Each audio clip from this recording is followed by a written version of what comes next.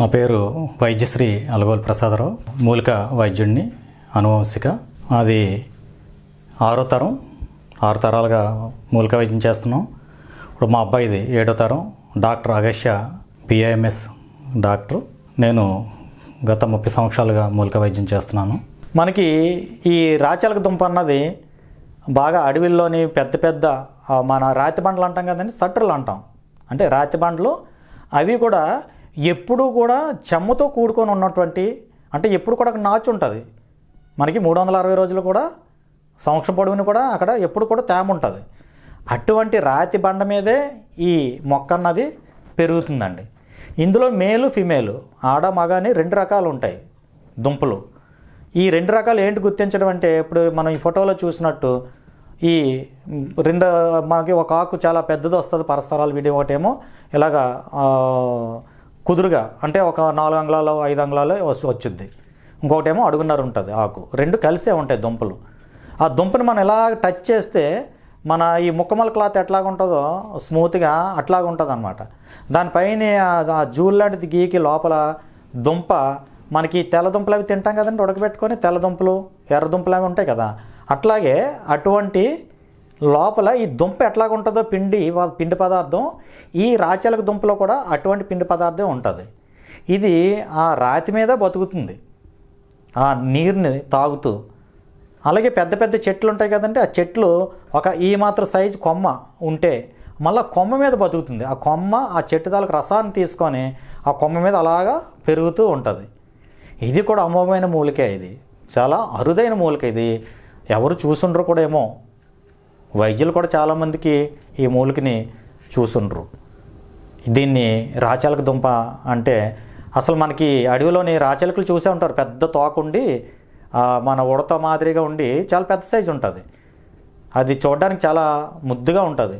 దాని రంగు అది ఎట్లాగుంటుందో జూలతోటి. ఈ దుంప కూడా, దుంప చేత్తో పట్టుకుంటే మన రాచలకను చూసినట్టుగానే ఉంటుంది ఆ దుంప. అది ఆ లోపల ఆ దుంప తీసుకొని, ఒక నిమ్మకాయ అంత దుంప తీసుకున్నారనుకోండి, అందులో ఒక 2 మిరియాలు వేసి మెత్తగా నూరి ఒక బఠానీ గింజంత మాత్రలు చేసుకోండి. అవి వేసుకుంటూ ఉంటే నరాల వీక్నెస్ తగ్గుతుంది.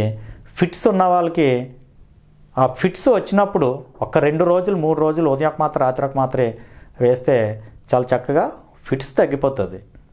ఎవరైనా ఈ రాచలక దుంప అందుబాటులో ఉంటే ఈ వైద్యం చేసుకోండి. లేదు వైద్యులకి ఏమన్నా అందుబాటులో ఉన్న ఈ తయారు చేసి పేషెంట్లకి వాడుకున్నట్లయితే ఈ నరాల వీక్నెస్, ఫిట్స్ కూడా చాలా చక్కగా తగ్గుతుంది. పూర్వం అందరూ ఆరోగ్యంగా ఉండేవారు, అంటే పుట్టిన పిల్లలతో సైతం. తర్వాత చాలా పెద్ద కుటుంబాలు ఉండేవి, ఒక 30 మంది 40 మంది అట్లాగా కుటుంబాలు. ఇప్పుడు కంజెస్టెడ్ అయిపోయింది, అంటే ఒక భార్య భర్త ఇట్లాగా. అయితే మనకి ఆచారాలు అన్నీ కూడా, ప్రతి ఆచారం కూడా ఒక సైన్సే. ఇప్పుడు కొత్తగా పెళ్ళైన వాళ్ళకి ఆషాఢ మాసంలోని దంపతులు ఇద్దరు కూడా దూరంగా ఉండాలని పెద్దలు చెప్తూ ఉంటారు. అంటే ఇప్పుడు పెద్దలు చెప్పడానికి కూడా మనకి ముసలివాళ్ళ మాటలు మనం అంతగా పట్టించుకోవట్లేదు. అందువల్ల కొన్ని సమస్యలు కూడా ఎదురవుతున్నాయి. మనకి టెక్నాలజీ పెరిగే కొలది కూడా సమస్యలు కూడా చాలా వరకు పెరుగుతున్నాయి. పూర్వం ఎడ్యుకేషన్ తక్కువ ఉన్నప్పటికీ కూడా వాళ్ళకి తగినటువంటి విధి విధానాలు, పెద్దలంటే గౌరవం, పెద్దల అనుభవాల్ని తూచా పాటించేవారు. వాళ్ళు కూడా చాలా హ్యాపీగా ఉండేవారు. అంటే ఇదంతా ఎందుకు చెప్తున్నాను అంటే, ఇప్పుడు కొత్తగా పెళ్ళైన వాళ్ళు ఆషాఢాన్ని వర్జించాలి. అయితే ఎప్పుడు ఏ ఆషాఢం, పెళ్ళి అయిన తర్వాత మొదట ఆషాఢమే వర్జించాలి, అంటే విడిచిపెట్టాలి. ఆ నెల అంతా కూడా దాంపత్యంలో పాల్గొనకూడదు. మళ్ళీ 2వ సంవత్సరం సమస్య లేదు. ఎందుకు? ఇప్పుడు పెళ్ళి అవ్వలేదు అనుకోండి, 20 సంవత్సరాలైనా వాళ్ళు అబ్బాయి అమ్మాయి కూడా ఇద్దరు అంటే చిన్నపిల్లల కింద మనం పరిగణిస్తాం. అది పెళ్ళి అయిపోయింది అనుకోండి, వాళ్ళు హార్మోన్స్ చేంజ్ అవుతాయి. పెళ్ళైన 1 సంవత్సరం వరకు వాళ్ళు దాంపత్యం వల్ల హార్మోన్స్ చేంజ్ అవుతాయి. అందువల్ల అంటారు పెళ్ళైన తర్వాత ఈ అమ్మాయి బాగుంది, పెళ్ళయ్యకు బాగుంది, లేదంటే ఈ అమ్మాయి పాడైంది, లేదంటే ఈ అబ్బాయి పెళ్లి ముందు బాగుండేవాడు, లేదా పాడయ్యాడు, ఇట్లాగనమాట. అంటే వాళ్ళిద్దరి తాలూకు శరీరతత్వం అర్థం చేసుకోవడానికి దాంపత్యంలోనే ఒక సంవత్సరం పడుతుంది అన్నమాట, సంవత్సరం కాలం. ఈ పెళ్ళి అయిన తర్వాత సంవత్సరం తర్వాత ఎవరైతే దాంపత్యంలోని ప్రెగ్నెన్సీ కన్ఫర్మ్ అవుతుందో ఆ పుట్టి పిల్లలు చాలా ఆరోగ్యంగా ఉంటారు. అలాగని సంవత్సరం లోపు ప్రెగ్నెన్సీ అయిన వాళ్ళు కాస్త బలహీనంగా ఉంటారు, కానీ వాళ్ళు ఆరోగ్యంగానే ఉంటారు. అయితే మనకి శాస్త్రాలు ఏం చెప్తున్నాయి, పెళ్ళి అయిన తర్వాత ఖచ్చితంగా ఒక ముహూర్తం కూడా పెడుతూ ఉంటారు. మొదటి రాత్రి అని పెడతారు, కానీ మొదటి పగలని ఎక్కడా లేదు. ఎందుకు అంటే సూర్యుడు ఉదయించిన దగ్గర నుంచి అస్తమయం అయ్యే వరకు కూడా దాంపత్యంలో పాల్గొని ఉంటే ఆ టైంలో కానీ ప్రెగ్నెన్సీ కన్ఫర్మ్ అయితే పుట్టి పిల్లలు చాలా క్రూరంగా పుడతారు. వాళ్ళే బరువు అయిపోతారు, తల్లిదండ్రులకి బరువు అయిపోతారు, సమాజానికి బరువు అయిపోతారు. వాళ్ళు ఏం చేస్తారో వాళ్ళకే తెలియదు. అందువల్ల పెద్దలు పూర్వం ఆ సైన్స్ అదంతా ఏంటి అంటే చంద్రుడు ఉన్నప్పుడు దాంపత్యం చేయటం వల్ల అప్పుడు కానీ ప్రెగ్నెన్సీ కన్ఫర్మ్ అయితే పుట్టి పిల్లలు చాలా ఆరోగ్యకరంగా పుడతారు. వాళ్ళు ఇంకా ఆ టైంలోని ఏదైనా నక్షత్రం మంచి నక్షత్రం కలిసి వస్తే వాళ్ళు మహాజాతకులు కూడా అయిపోతారు. ఒక్కొక్కరు చూడండి, వాళ్ళు పూరుగుడిసెలో పుట్టినప్పుడు కూడా జాతకులు అది వాళ్ళు కనీసం ఒక రాష్ట్రాన్నో లేక ఒక దేశాన్నో పరిపాలించే స్థాయికి వెళ్ళిపోతూ ఉంటారు.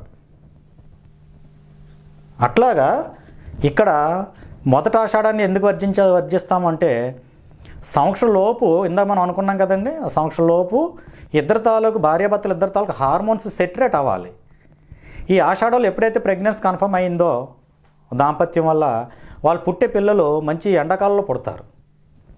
ఇక్కడ తల్లి తాలూకు శరీరతత్వమే ముదరలేదు, అంటే ఒక ఆ బిడ్డకి కావలసినటువంటి ఎనర్జీ ఇవ్వడానికి ఆ తల్లి తాలూకు హార్మోన్ చేంజ్ అవ్వలేదు.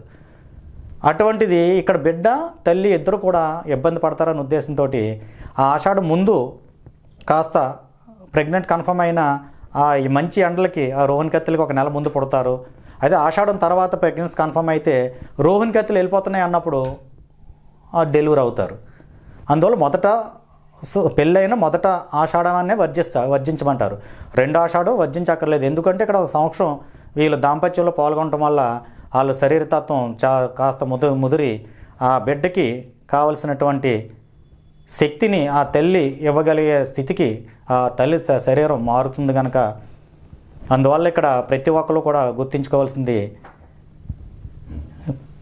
సంతానం కలిగేంత వరకు కూడా ఎవరూ కూడా పగలు దాంపత్యంలో పాల్గొనకుండా ఉంటే ఈ పుట్టే పిల్లలు కూడా చక్కగా మంచి రూపం, పూర్ణాయుషు, మేధస్సు అన్నీ కలగలిపి పుట్టే అవకాశం ఉంది. అందువల్ల ఖచ్చితంగా పంతులు చెప్పినటువంటి పెద్దలు చెప్పినటువంటి మన సంస్కృతిని మనం పాటించినట్లయితే అందరూ కూడా చాలా సురక్షితంగా ఉంటారు. వీడియో కనుక మీకు నచ్చినట్లయితే లైక్ చేయండి, షేర్ చేయండి. మరిన్ని వీడియోస్ కోసం మా ఛానల్ని సబ్స్క్రైబ్ చేయండి. మీ అభిప్రాయాలు మాకు కామెంట్స్ రూపంలో చెప్పండి. మరిన్ని వీడియోస్ కోసం మా ఛానల్ని సబ్స్క్రైబ్ చేయండి.